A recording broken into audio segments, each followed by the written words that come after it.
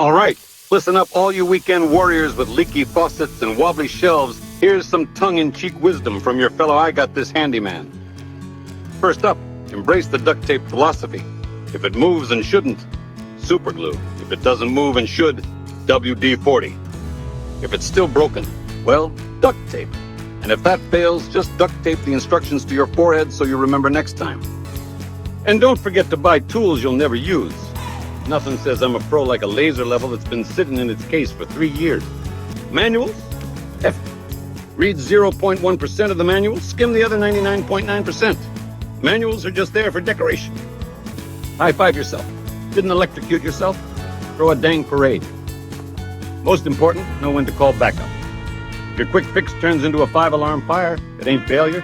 It's a dramatic plot twist. That's your cue to phone a pro, pop some popcorn, and watch the real heroes save the day. Go forth, fearless fixer. May your toolbox stay organized, your parts never vanish, and your sense of humor survive every easy DIY project. Yeehaw.